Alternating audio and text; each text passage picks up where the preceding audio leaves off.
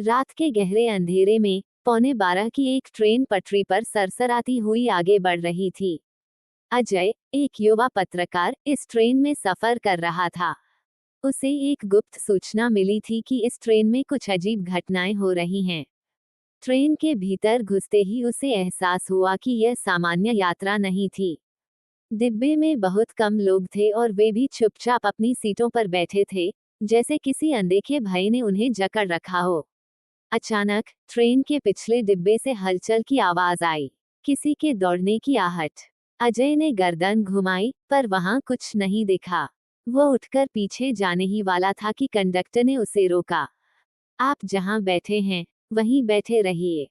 ये ट्रेन सुरक्षित नहीं है, उसने गंभीर आवाज में कहा। अजय का दिल तेजी से धड़कने लगा। आखिर यह क्या मामला था? उसने कंडक्टर से सवाल किया, लेकिन वह चुपचाप आगे बढ़ गया। तभी एक बूढ़ा यात्री उसकी ओर झुका और फुसफुसाया, अगर बचना चाहते हो तो अगले स्टेशन पर उतर जाओ। अजय को बूढ़े की आंखों में डर साफ नजर आया। तभी ट्रेन में अचानक बिजली गुल हो गई। डिब्बे में घुप अंधेरा छा गया। कुछ सेकंड बाद रोशनी लौटी, लेकिन अब एक यात्री गायब था। उसकी सीट खाली थी, पर पास ही उसकी घड़ी जमीन पर गिरी पड़ी थी।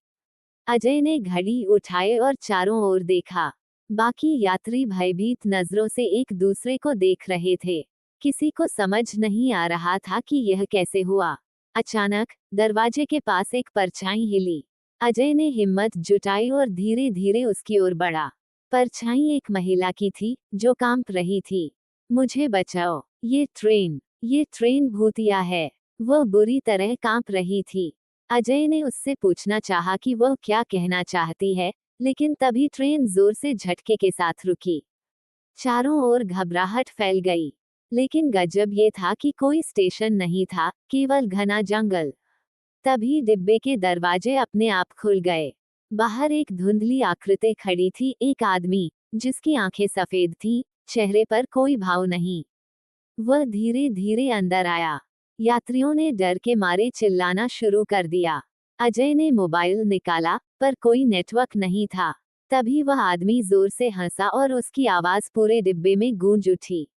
अजय ने अपनी सारी हिम्मत जुटाई और उस आदमी की तरफ बढ़ा। तुम कौन हो? उसने साहस से पूछा। आदमी बस मुस्कुराया और धीरे से बोला, तुम भी अगले यात्री बनोगे। अचानक ट्रेन जोर से हिली और सब कुछ धुंधला पड़ने लगा। यात्रियों की चीखें गूंज रही थीं, पर अजय के कानों में सिर्फ उस आदमी की हंसी गूंज रही थी। जब उसे होश आया, तो उसने खुद को एक सुनसान स्टेशन पर पड़ा पाया। ट्रेन गायब थी। वहां केवल एक टूटी फूटी पटरी थी, जिस पर जंग लगे बोर्ड पर लिखा था, ये ट्रेन 50 साल पहले दुर्घटनाग्रस्त हो गई थी। अजय के शरीर में ठंड दौड़ गई। उसने पीछे मुड़कर देखा, बूढ़ा आदमी वहीं खड़ा मुस्कुरा रहा था।